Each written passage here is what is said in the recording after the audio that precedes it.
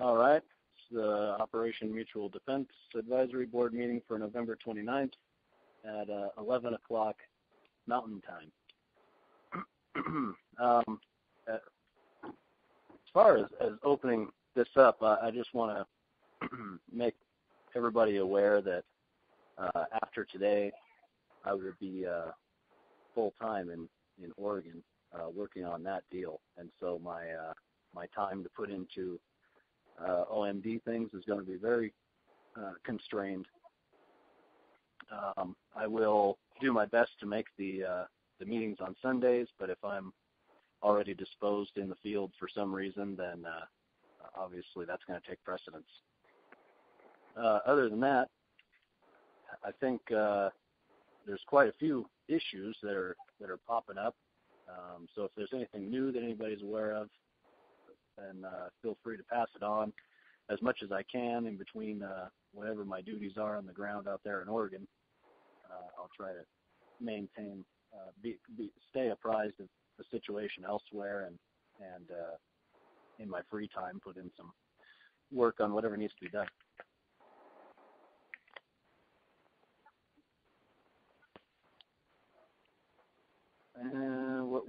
What's next on that list there, Dennis? Well, Hammond, the Hammond thing, I talked with you about it, but I think, do we want to reaffirm that OMD is not a part of the Hammond operation, or do we want to discuss that at all, or we just continue where we were when we last voted? What? Well, I'd like an update, if nothing else, if we have that opportunity.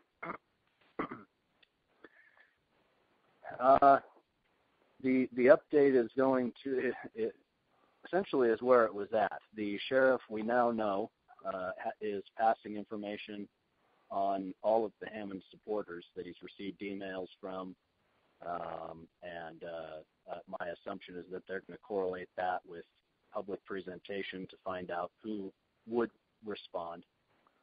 We haven't heard of them openly looking up into anybody yet, but we just know that the sheriff has essentially decided which side he's on, and is actively working with the other side. Now, we're moving forward on some of the other arguments. As far as Oregon state law, there is a statute that outlines that force may be used in defense of another individual as long as an unlawful act of force is being committed upon them. So correlating that, I have a couple of attorneys working on putting that together with the lack of authority of the federal government in this matter, so that the defense will be justified. At this point, the basic course of action is to get over there, establish a quick reaction force and an overwatch of the ranch and of the house. The house is going to be a lot more difficult because it's in town, whereas outside of town, the only difficulty is going to be that it's below zero at nighttime and barely reaching into the 30s during the day. So it's going to be a pretty ugly surveillance situation. But they're in town. There's a few good places, so we should be able to make it happen. Establish quick reaction for if the overwatches happen to see them coming in as they threaten to do, to arrest them early if they requested assistance or were working with anybody. Oh, sorry about that. What's and then what's that? Oh, go ahead. Okay, and then beyond that, we're going to be we have a flyer campaign that's going to be going on after we reach the public sentiment for a couple of days. That's going to be happening this week, just to see where people are at and if we can target specific areas which are more supportive of the issue. We have a flyer made up, which we will be going, there's a few of us that are going to be going door to door and putting them in mailboxes and such. And the idea is going to be to get a public meeting together. And at that public meeting, let some of the people who are educated on the issues present that to the people of the county. We already know that there's quite a bit of a good sentiment about the county concerning the Hammonds issue, so I don't think that it should be difficult to get that meeting together. And at that meeting, we have a couple of resolutions that we're going to present to them, which they will, the idea is to have them occupy the county board meeting in a couple of weeks and present these resolutions to the county board, which will require the sheriff to act in defense of the Hammonds.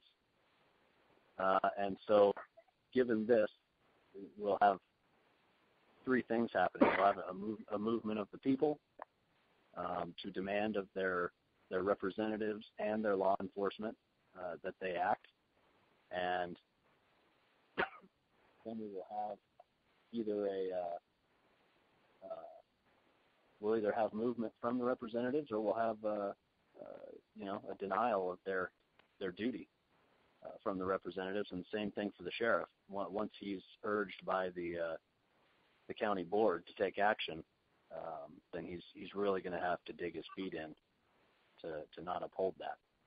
So that's the idea, is to get the people, a movement of the people started up there, and get them to start exerting pressure on their elected officials, and which will basically culminate in whatever happens. The idea is to have all of this done a week before January 4th, and put all of our faith and strength in each one of these endeavors, and then that gives us a week before the 4th to determine, with all the people that are on the ground and anybody who wants to be involved, what the specific course of action is going to be then, and I'm sure that there's going to be plenty of conversation on the ground with people that are involved as to how that's going to look.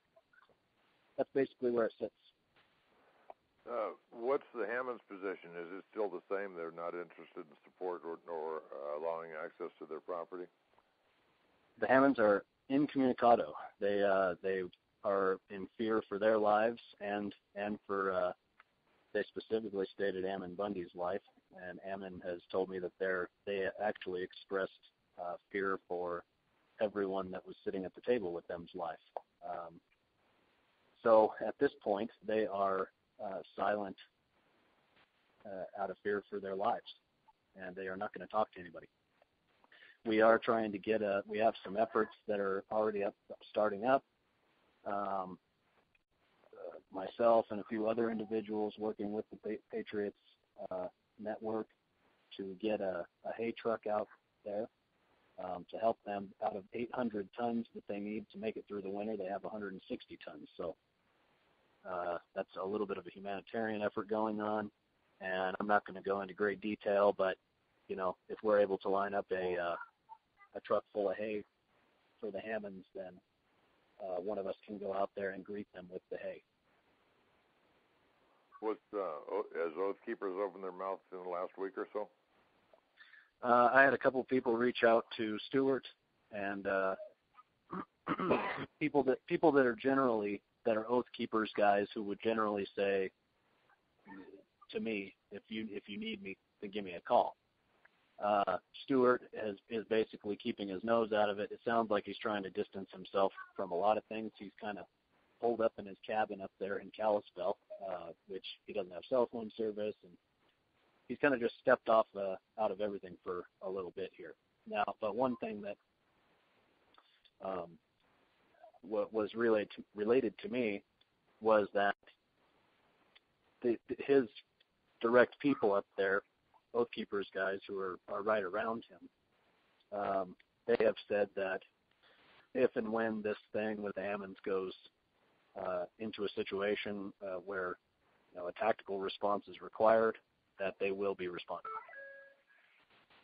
To the sheriff's side, as they said in the meeting, or to Hammond's side? No, to the Hammonds side. So they've changed their position in supporting the sheriff. That's the Oath Keepers. This is not a Pacific Patriots Network. Pacific Oath Keepers is actually trying to put a little bit of distance between themselves and PPN. Oh, okay. So the little division in their ranks right now. Yes. And also there are, within PPN, there's been some obvious information digging into us and some of the connections that I have, some of the networking. They're starting to realize that a lot of their people also have relationships with me, and I don't know if they like that or not, but I don't really care. And then some of their folks have agreed that once we hit the ground out there, they're close enough. They want to come sit down and talk and figure out basically what the idea is moving forward. Because quite honestly, it seems like Ammon and myself are the only ones who have a cohesive plan to move forward. And Ammon wants to see unity between everybody on it, but as long as their balls don't drop, then they're not going to feel comfortable moving forward on a brazen plan of action.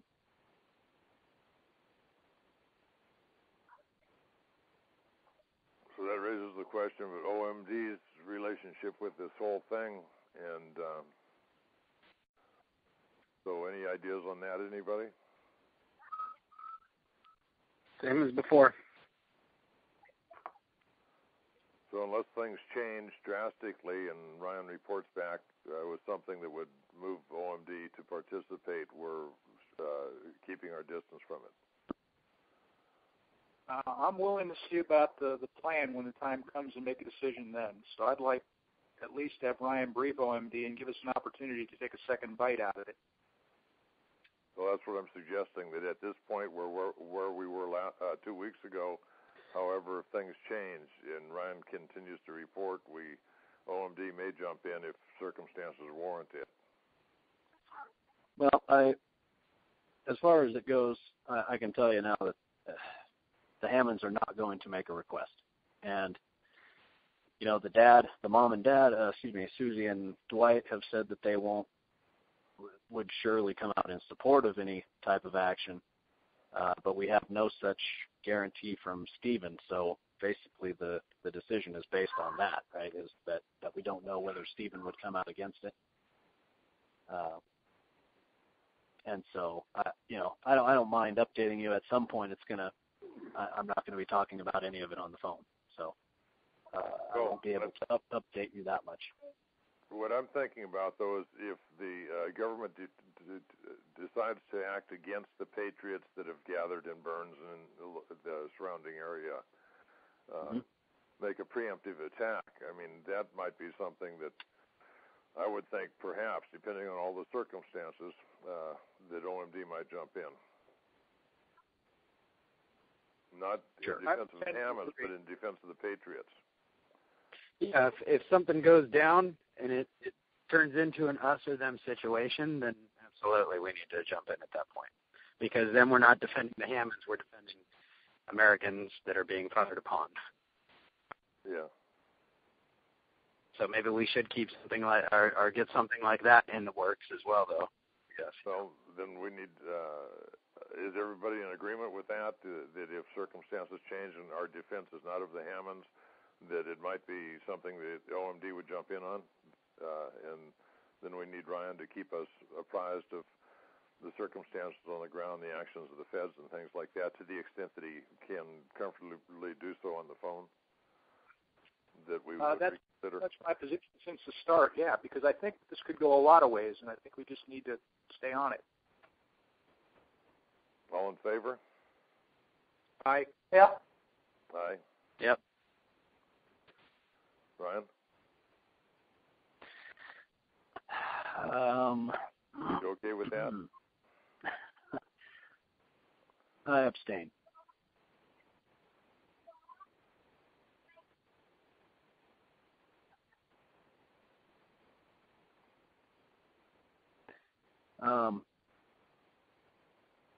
So as far as that goes, then you guys want to be kept in the loop on the Hammond situation enough to make a determination as to whether or not there will be an OMD alert to support the people that gather to defend the Hammonds, but not to defend the Hammonds. Am I correct? I think that's where we're going, yeah. Okay. If the Patriots that have gathered in Burns and the surrounding area in defense of the Hammonds are attacked by the government, we're not defending the Hammonds, we're defending the Patriots who are defending the Hammonds. I know there's a stretch there, but that I think that it makes a big difference to me, and I think to the other members of the board that if I get it. Patriots. When we're dead or in prison, then we'll issue an alert. Got it. Well, if you want to look okay. at Wow.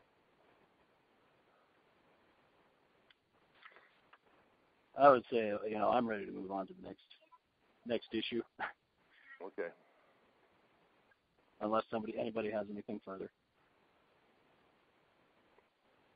Well, are you going to keep us surprised, or are you just going to? I will. Yes. Okay. I mean, I don't know what would kick it off. If they move, troops in facing you, not the Hammonds. I mean, I don't know what they're going to do, Ryan. You don't either. And that's no. The whole thing is, if they're the provocateurs, if they become the provocateurs in this against Patriots, then there's a cause for OMD. Well, you see, I'm already going out on a limb by even talking about it on an open line of communication in the first place, because of the threat that they have. That if they feel that anybody's going to become involved, that they're going to arrest them early. See, so the idea is get in there and gather whether or not we can even get a public uprising of the people within that county, and basically try to be undetected in doing so. This idea has not been thrown around very much. There's not a whole lot of people that are completely aware of it, and there's not a whole lot of people that we're asking to come at this moment. Only people that are going to be effective in that first course of action, and also just enough people to prevent them being arrested if they do decide to come in and get them early. So, I'm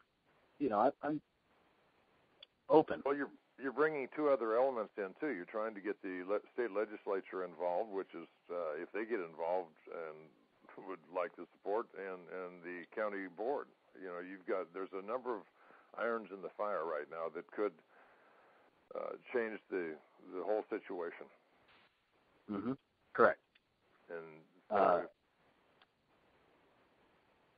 yeah, it's a multifaceted approach. We're trying to hit it from a bunch of different angles. And that's the point. If the nature of the ground changes, that it could be something where we're not going where we're not wanted. We're going where we're wanted, and somebody other than the Hammonds has sought help.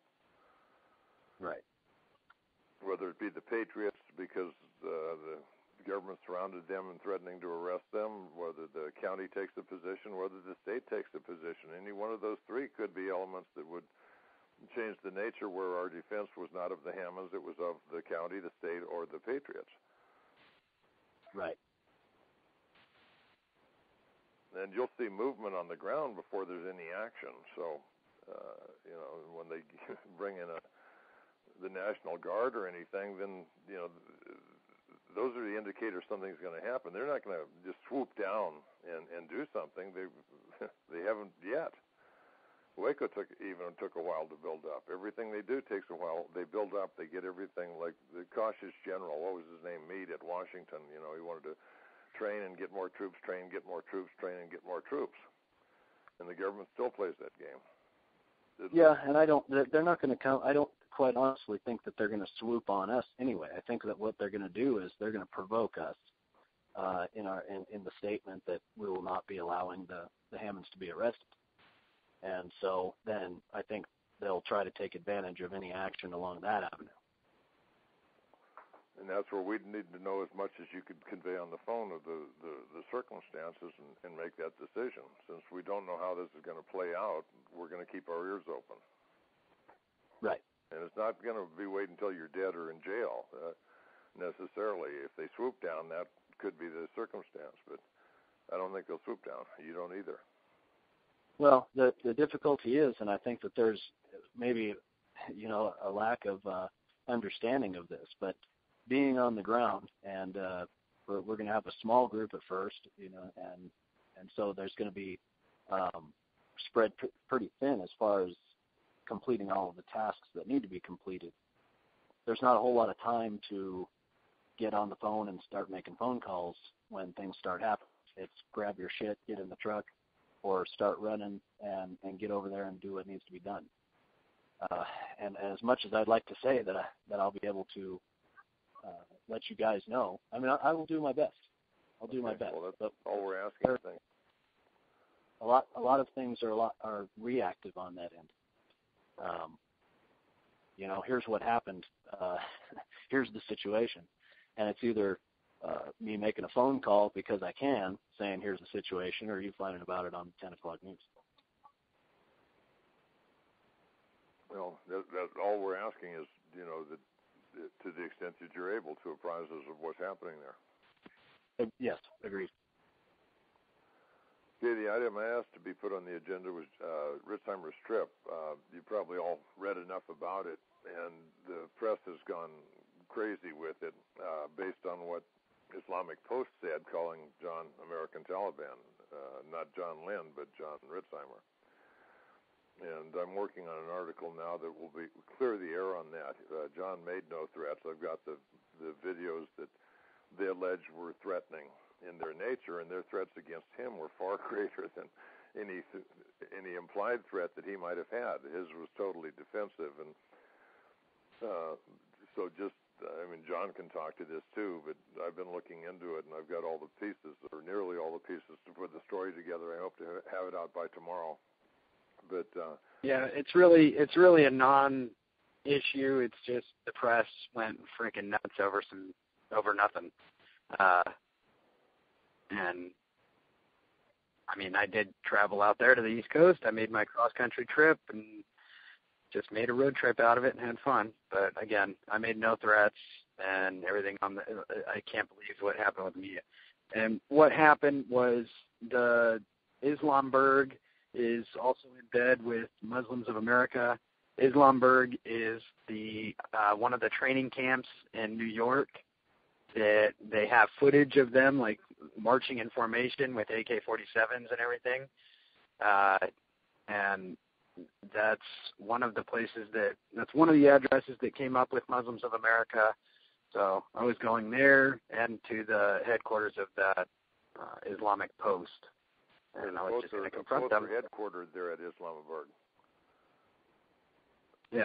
Well, and it's actually Hancock, New York, but yeah, they're trying to rename it to Islamberg, but I think it's an unofficial title. It's only got that title in the land that they own, and they keep buying more land and spreading. But anyways, yeah, so I had made a video and showing that I was heading out that way and I was going to confront them. But before I could even get there, by the time I got into Pennsylvania, I got a three-way phone call from FBI and New York State troopers. They said that I can't come into New York. I said, okay, why? And they said, because you have a handgun. I said, okay, so what if I surrender the handgun to you at the state line and you guys escort me across? And they said, nope. I said, okay, so what if I leave my handgun in Pennsylvania with a friend and then come in there? They said, nope, we're still going to detain you and search the vehicle because we've seen the video with you with a gun. So basically they're letting me know that they were going, no matter what, they were going to violate my rights. And they were, the FBI was actually really cool on the phone. It was the New York troopers that were dicks. And I even got apology emails from them apologizing for the way that the New York troopers acted on the phone and everything. But once that went down, I got off the phone. I had told them that I would maintain contact and keep them posted on where I was because I'm not planning on doing anything stupid. So then once after I read the New York State law, and you literally cannot drive through that state, even if you're driving through, even if it's unloaded and in a locked box or anything, you cannot have a handgun in that state. So it was making it impossible for me to make it to my destination, which was New Hampshire, not even Islamberg. So I let them know that I'm going to break contact with them and that I need to do what I need to do. And I shut my phone off. I pulled enough cash out from the ATM so they couldn't track my ATM purchases or money withdrawals, and we finished our trek from Pennsylvania, and instead of heading north, we went down to the southernmost tip through the cover of darkness at night, and once we got into Connecticut, we were able to turn our phones back on and probably pop back up on the radar. So they were shitting bricks for a couple of days there, and the media is just now catching wind of it. But I was no threat to anybody, so it's just the media making drama out of nothing. It appears that by some of the articles, though, it appears that the state police spent the next couple of days searching all over New York trying to find John Retzheimer, which is... Okay. Sounds like the FBI being friendly with you. And when did the meeting at your house occur? That was a couple weeks ago, wasn't it? That was one meeting. I just had a meeting the other day on Wednesday, the day before Turkey Day.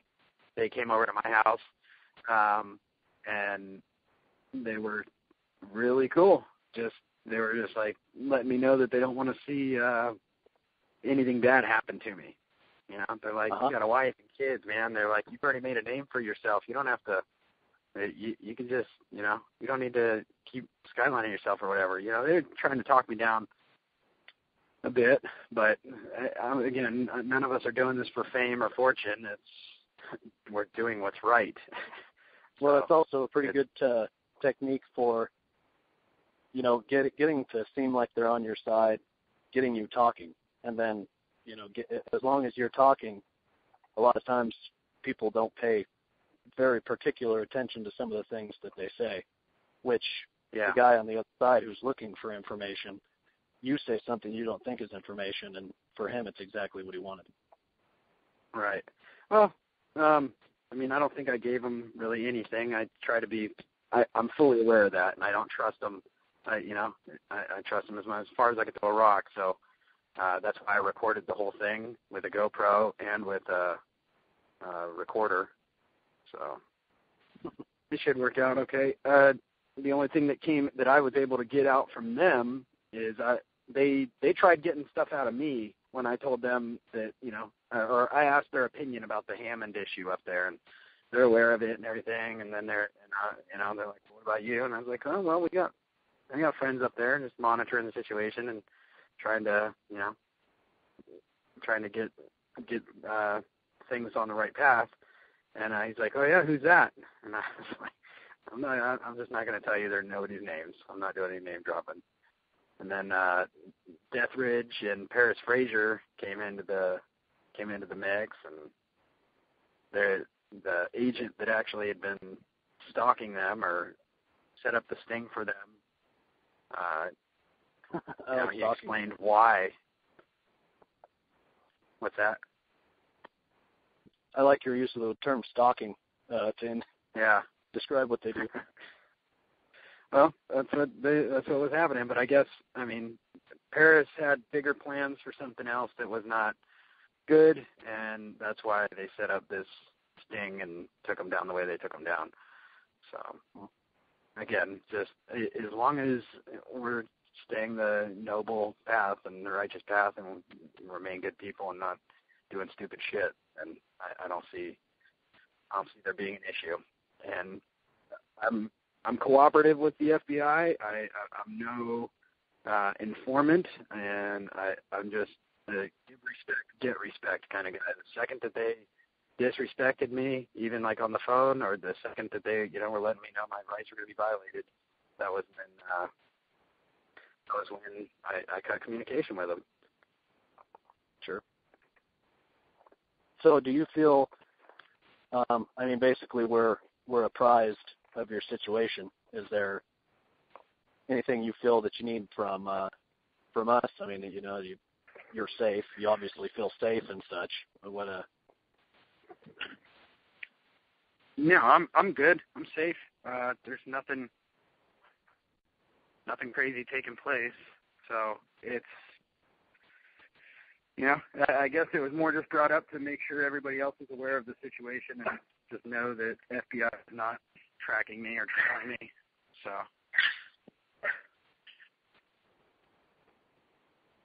Yeah, I've seen some stuff where on Facebook people are posting that they're hunting you down and stuff. It's a bunch of ridiculousness.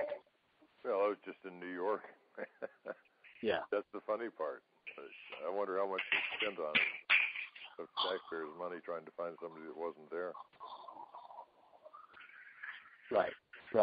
Now, I don't know, the public sentiment is what it is. In my conversations with people directly, there's pretty much either lack of knowledge of who you are, until I mentioned the guy that's doing the protests in Phoenix against the mosques, and then they kind of have an idea, but other than that, nobody has any foul feeling towards it. I'm surprised how many. I get a lot of negative feedback from a lot of the Patriots. Well, people that appear to be Patriots, but they just keep drinking the Kool-Aid that the media feeds them, and it's kind of it's definitely demotivating reading a lot of the BS out there, but it's what it is. Well, and that's what I mean by the public sentiment. If you're seeing that stuff on social media, a lot of that is targeted. That's people who are put out there purposely to do that. The other part of that is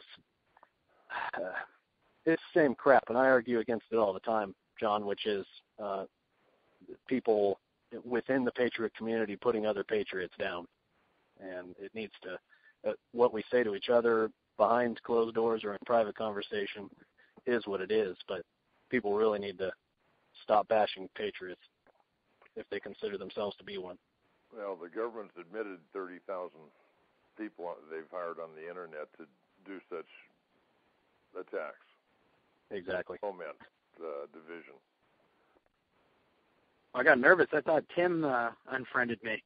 I was like, oh shit! I hope he didn't buy into it. No, that's Facebook. They don't like my name, so I had to send them a copy of my fucking driver's license. Yep, they did that to me too. I used to go by Scrappy. Yeah, so I'm just waiting for them to A-OK my identification. But I was amazed that the FBI said I was a good guy because they called me before the Tucson mosque protests.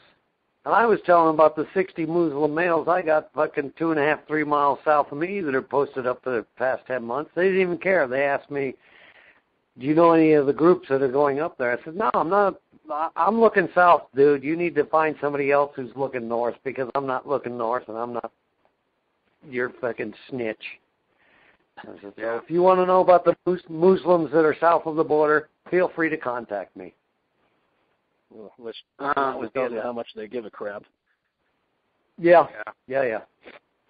But so I even posted. I mean, I was out in the field for 10 days, and in that 10 days, I did 4 television interviews, 4 radio interviews, and a newspaper interview. And the newspaper was the only one who put in there that I've been telling the FBI for at least the past year about the Muslims south of the border, and they won't listen. I was going, all right, well, maybe I'll get a phone call again from them. And that was in the Washington Post. Wow. Yeah. I did Fox National. Actually, Tuesday morning, I'm going to be in Tucson. I'm going live with Fox and Friends in the morning.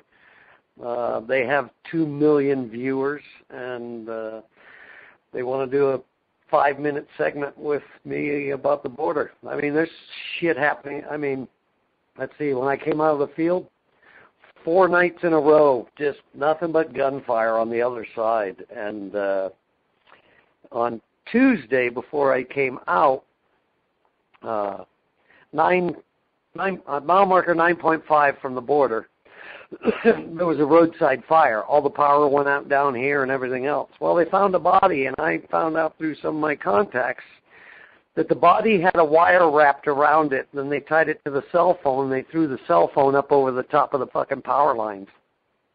And so that was a message by whoever's over there right now cleaning the house and fucking taking control that don't fuck with our shit on this side. And so one of my reporter friends called Pima County, and the sheriff's going, yes, there was a body there, and yes, it was an illegal migrant, whatever, and but it seems he was trying to charge his cell phone.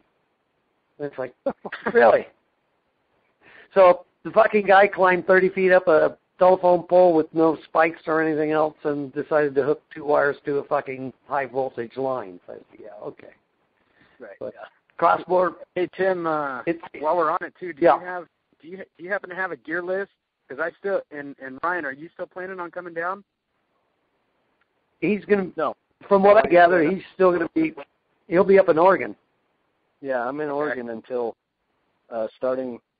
Well, I move out tomorrow, early this morning actually, early tomorrow morning, and start heading that direction, and I'll be there until there's. It looks like there's going to be no movement, or until we succeed in what we set out to do. Yep. Okay. And I can understand. Tim, I would still like to come down there. And I would still like to come down there in December if you're going to be down that way still. Yep. I live here, so yeah, I'm going to be down this way. Okay. You have another interest. Like a recommended. Do you have a recommended gear list at all? Pretty much all you got to have is, whatever you normally carry on a plate carrier, minus the plates. We don't run plates down here. The altitude and the mountains are too freaking brutal for that. We had 2 guys come in on the op. They lasted 12 hours, and they turned around and got back in their truck and drove back to Kansas and Missouri. They weren't even ready for this. They're probably rocking those AR 500 plates that are heavy as hell. I went ahead and dropped the money on the Gladiator Protective, and my plates are nice. They're still level 3, and they each plate weighs 3 pounds. Yeah, I got those too, and I've dumped those myself. I won't even wear those. And quite honestly, on LRS missions over in Iraq, we never once took body armor with us. You're really hoping not to get caught is the goal. Yeah. But, basically, if you got a plate carrier, whatever you carry on it, then either an AR or 12 gauge and a sidearm, and that's about it. Okay. I have everything else. Are you going out and conducting missions like at night and then coming back? I'll still bring sleeping bag and everything, but you're going back to nighttime? In the morning or? Yeah. No, I will come back here because usually what happens after I do these 10-day ops, I go back out and I'll set out the trail cameras on spots that I know are hot, and then I monitor the radio traffic when I'm going out and coming back in. I check the trail cameras, and then I check a couple other trails to see, because I've only got 6 cameras, so I put them on what I think is the best. I go out and check them and then put new batteries in them and shit like that. But when I'm down to 1 or 2, it's all pretty much daylight, especially in the wintertime, because holy shit, it got down here in the valley. We consider this the valley where I'm at. It's at 3,800 feet, and everything else around us goes up to 5,600 feet. And my house last night, it was 29 degrees, and I'm a lizard. I'm not a freaking walrus or anything else. I love the heat. Cold is, if I don't have to be out in the cold, bucket, I don't want to be in the cold. Yeah, I hear that. Oh man, yeah, I'm not looking forward to sitting out on OPs in negative temperatures, but it is what it is. Yeah. And then just for clarity, Tim, after whatever's going to happen in Oregon is wrapped up, I'm going to get back here and get a little bit of cash flow going, which will take me a few weeks, and then I fully intend on picking up exactly where we left off, heading down your way and getting things hashed out as far as a training program and such. Right. Well, door's always open for anybody from OMD there. I think in a week, possibly 2 weeks, I have the lady who's running against John McCain and the lady who's running against Raul Gravalda. They're coming down. They want a tour of what the border really looks like and what the border's really like. Kelly Ward is running against John McCain, and from the last poll I saw, she's beating him right now. And I'm trying to get the lady who's going against Raul Gravalda more in the limelight, but, it's tough to do that when you have Facebook patriots. Right. But so I got politicians or future politicians coming down, and I think that might be a good thing, because if they see we're doing it the right way, and maybe if I can get John, the agents that said we're good guys, to give them a call and say, yeah, they're good, then that'll work in our favor. Yeah. I'm in talks right now with some people from NASCAR, and because those are good old boys. The guy wants to put Arizona Border Recon's logo and website on a couple of NASCARs. And he's trying to push us to the rest of the owners of the NASCAR teams out there to try to help start funding this to turn it into something bigger where we can actually secure the freaking border. Right. So I've been busier than hell with. Yeah. He asked what my biggest need was right now, and I go land. And then land with fences on it. Well, the land I am getting has a 13-foot high pipe fence at the end of it. It butts right up to the fucking border. Yeah. So I told them I already know a piece of land that's up for sale. It has approximately 37 bedrooms, 2 dining halls, a kitchen, corrals, everything else. And he asked how much. I told him $1.4 million. He goes, okay, I think we can do that. And I said, all right. And he said, just send me the specifics on it. I said, okay. So we'll see. Hopefully we'll be the proud owners of a 1,200-acre ranch here real soon. We could turn that into a training facility. Wouldn't that be sweet? Yep. And so that's shit I've been busting my ass on between doing the op. We shut 6 miles of border with 16 guys for a week straight. Nothing came through. Border Patrol didn't even bother coming that way, nobody. And then when we looked to the west, where we had pushed them into the lower flatlands that they don't like to go, that's where we saw the Border Patrol and the Omaha helicopters and everybody. They were just picking the shit off out of them, trying to come through there. But it's doable. It's not that hard. It's just, takes 2 things: money and bodies. Yep. So, but speaking of money, any progress on BTFA? Not with me. No, I've been out of town for the last week. Ryan, what about that guy that's interested? Is he still interested? Yeah, they're still interested. I passed that information along to John, so whenever you want to. I'm familiar with it. Okay. Well, anything else? Melissa Deagle. I still have some of the things to review on her deal, but at this point, I'm going to say I don't know. I just don't. I'm unwilling to make a medical determination, and as much as I feel the illegitimacy what the Child Protective Services is doing down there, or whoever it is that's doing it. I don't know how we go about that and garner enough support to make it happen. Because I was. Oh, sorry. Go ahead. Should we drop it? Or? No, give me a little more time. I did tell her I would get back to her, so I'll finish up my research, and then I'll have put together something for you guys to look over out of what I come up with.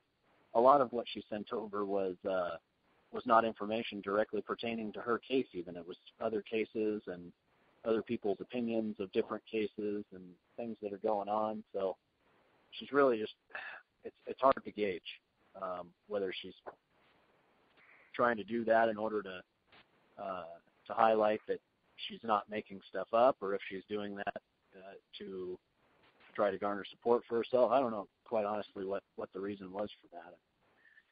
But we specifically asked for information regarding her, the case with her children, which she did send over some, not a whole lot more, quite honestly, than what we already have. So, but I still have other things to go through, and I want to at least offer her that due diligence before I bring it to you guys for a decision. Okay. I have a question. If people bring cases, I guess that's what you would call it, cases or incidents, say to me, who do I turn it over to? Does that go to you, Ryan? Yeah, I mean, it's obviously you can help take some of that weight off of right. One guy looking into it, but basically I think that's my task, is essentially to look into all of the facts. Okay. I had a lady from Oklahoma, and she's pretty much almost saying the same thing that this lady is, except for there's no the proxy syndrome. One child. Yeah. She says CPS is snatching kids left and right in this one town in Oklahoma. The city council is also on board with it, and so is the town police department. And when anybody tries to do anything, the police department starts harassing them, pulling them over all the time. From what I understand, she's had a couple of her kids taken, and because she keeps bringing it to light, she's actually packed up and moved into Texas and then staying with friends to get away from there while she's trying to bring more attention to what's happening in that town. One thing I found out back in the 90s is quite often when especially single mothers are receiving money from the government, they sign an agreement for the government, and they give, I don't recall what they call it, but it's a degree of authority of the government over their children and the children's welfare.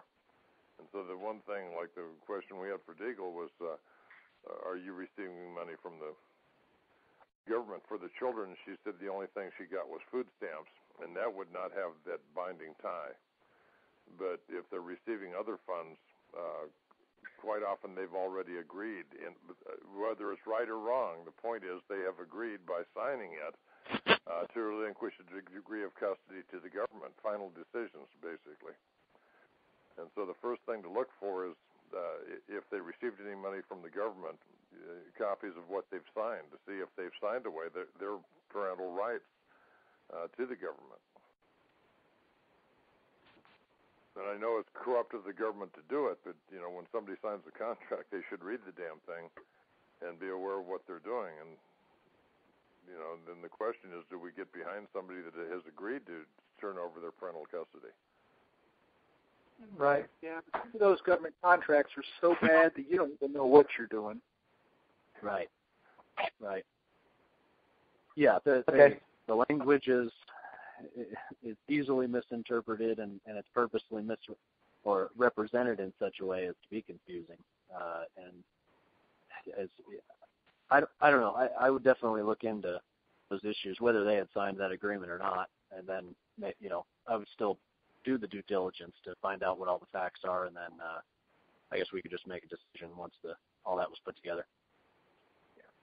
All right, I'll do a little more digging and find out.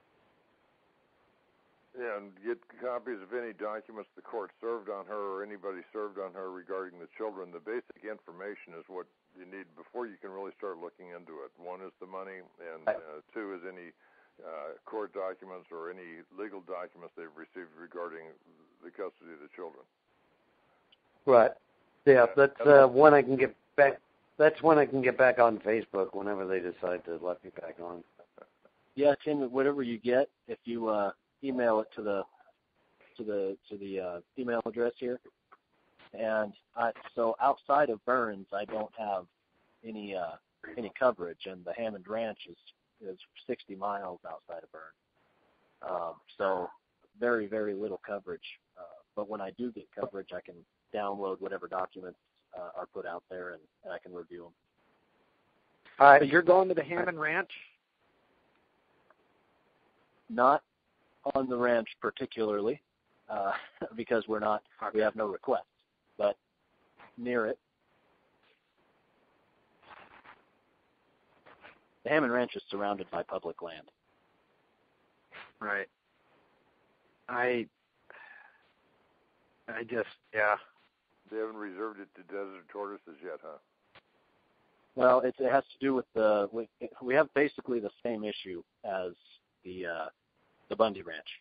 The Mellier Wildlife Refuge, it started with Theodore Roosevelt and the whole national park system. Apparently, what was uncovered by Susie Hammond was efforts by the federal government they started reacquiring land that they had already dispensed with, forcing people off the land, purchasing it, offering up lucrative offers. A lot of people stayed there until it was just economically impossible to do so. And, of course, the government puts itself as first buyer. So they've been expanding this land for this wildlife refuge, Mellier Wildlife Refuge, for quite a long time now. And the Hammonds are one of very few ranchers that are left in the area, kind of just like the Bundys. And once they have that land, then they seal it off again. So, and all of the studies are there to show that the mismanagement of the BLM, that the people being on the land and working it and cattle grazing and all that stuff was highly beneficial.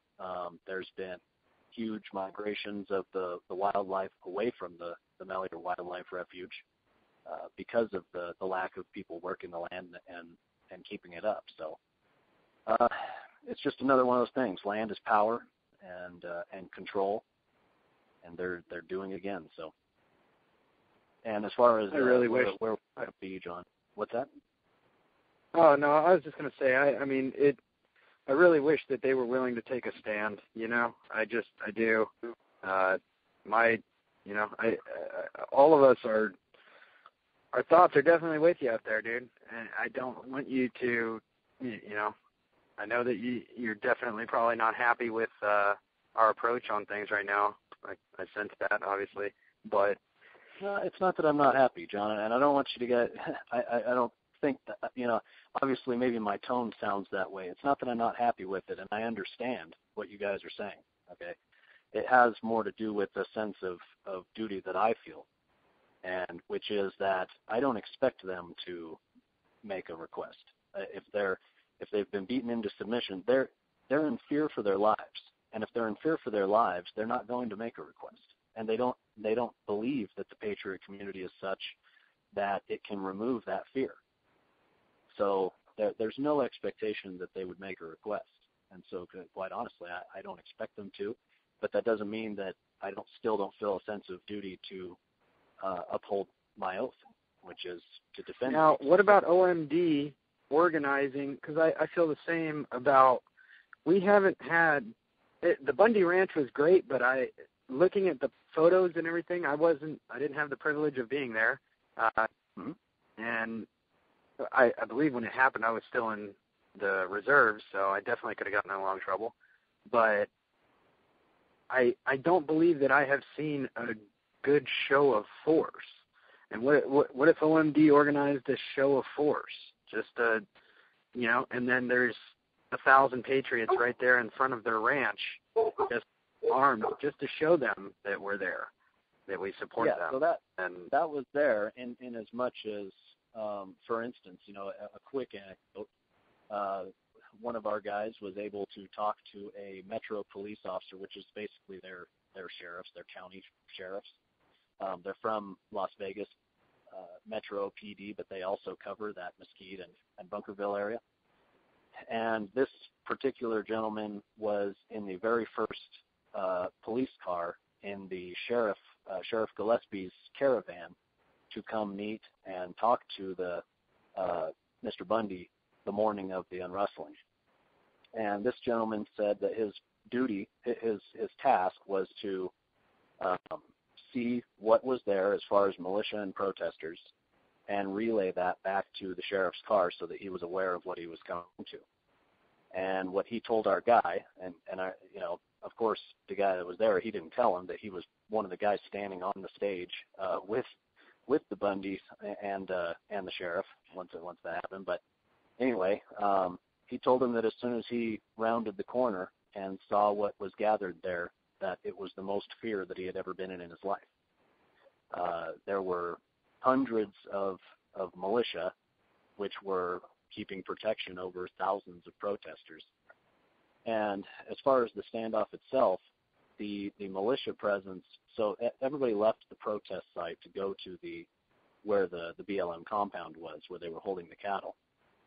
The militia effort was kept, first off, the people that were not in uniforms but had firearms with them were asked to maintain a totally civilian presence amongst the protesters. So quite a few of those protesters that you're seeing in those videos are actually militia guys, but they're purposely there to look like protesters. And I know, and I've seen it, but I don't think that they.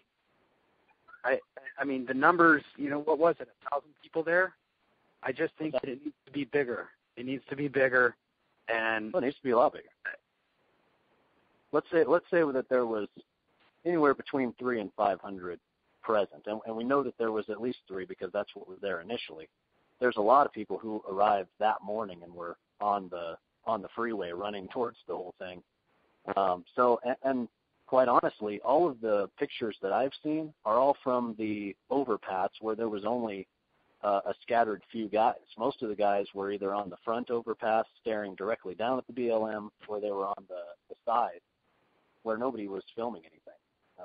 And then there was counter sniper positions put out on the BLM sniper position. So it was a total lockdown, but quite honestly, it was beautiful in the sense that it sure does look like a lot more of a movement of peaceful citizens than it did an actual militia effort.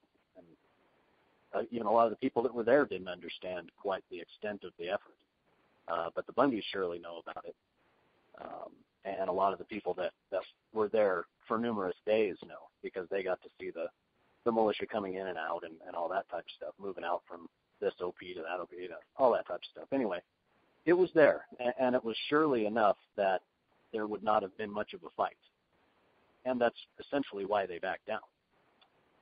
Once Metro came in and inserted themselves and told the BLM they had to leave, Ryan Bundy's up on the overpass pointing out where all these militia positions are, saying, this thing's going to get nasty very quickly.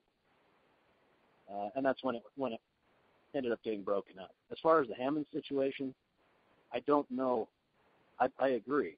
And if a massive presence could be built up, then that is the route that's going to be pursued, quite honestly, except we would like to get a public sentiment, a gauge of the public sentiment first, so that we can get an uprising of the people within that county. And once we have that, then they can make requests, which are going to help legitimize what we do as far as the defense. Well, keep me posted. Obviously that's what we already said. Keep us posted on OMD. As of right now, even if it's not an OMD ordeal, but I hear that militiamen or troops are planning on heading that way, which is the feeling that I've already been seeing through social media and through other sources, that, I'm probably going to have to head up that way and follow my heart. At this point, Ammon and I have both, the people that we've been talking to, we're going to start it out very low key. Basically, I'm going in with an initial party to do some fact finding and some setting up of the ground. Getting things to where we can put together a cohesive plan rather than just at this point what's a tentative course of action. And then once that starts to happen, we already have quite a few folks who are on standby for the word that things are in place, and then they will roll in pretty heavily, and we'll see where things go from there. If I were to come up there the first week of December, what kind of living conditions are you in right now? Like, are you camping, or is there somewhere to stay? A little bit of both. As far as this first week, it's going to be that gauging of the public sentiment, going around to talking to businesses. We've already done a little bit of that the previous times we've been there, but just going in, sitting, getting into restaurants, just talking to people, and then towards. I know, but if I came up there to help, like that's what I'm. So, where are you going to be staying? Are you staying in a hotel? Are you staying at somebody's house? Oh, yeah. I came up there to help with that. Yeah. I stay in the hotel when there's other people that are staying there and they have an extra spot. I have zero funds as far as that goes, so no, I can't. I'll be camping. Initially, when I get down there, I'm going to take a drive straight down to where the ranch is, and I'm going to start getting a lay of the land type of thing, and comparing the public access to what's private, and just getting that set up. And then that'll probably be Wednesday, and then Thursday through Sunday, I'll spend the rest of the time in Burns. Burns is really the only population center in that county. So all of the effort can be focused there as far as that goes. And once I'm in Burns, I'll either be staying in a hotel or there's people close by that have residences. Okay. Yeah, just keep us on the loop. We'll stay in contact. Is there somebody in Burns that could be a kind of a meeting point? Where if John goes up there, he can go there, and they might know where you are, or you would check back with them when you got in cell range or something? Not at this point. The closest people like that are about 2 hours away, which isn't all that far, quite honestly, considering that the speed limit is 55 miles an hour in the entire Oregon state. But so they're about 100 miles away, are the closest folks. Well, try to keep us anytime you can get service or anything. Try to keep us posted on your grid or something. Where your whereabouts, general area, day by day, I guess. If it's possible. Well, and also I'm going to be establishing. Part of what I'm going to do is establish a hard site, so that people coming into the area, it's fairly out of the way, and it's not going to be anybody who's in the know. Anybody who's in the know. Excuse me, I got crying. Anybody who's in the know is going to know why we're there. But it'll be far enough out of the way that if they can't directly associate with that. And once I have that grid, I'll let you know. Cool. Ryan, what might be a good thing if you could do it is maybe just gen up a message to the OMD thing, and then whenever you hit civilization, it'll send. Sure. That way, if you've got a little dead time, you can do an update, and then, like I said, you hit civilization, kick it out to the box, and the rest of us will try not to bug you, if you know what I mean. All right. Yeah, I mean, it would be great to have everybody on board, but as far as it goes, we should be able to do whatever we need to do, and then I'll just keep you guys posted enough that you can make a determination whenever you feel you need to. Cool. I think that would be a good place to be at. I mean, we've kind of walked around this thing 3 or 4 times, and I think that's a good spot to be at right now for the group. Mm-hmm. Well, I think What else you got? it's safe to say, at least from where I am, that you have my moral support, but not OMD support. Just so that we're clear on that. Mm-hmm.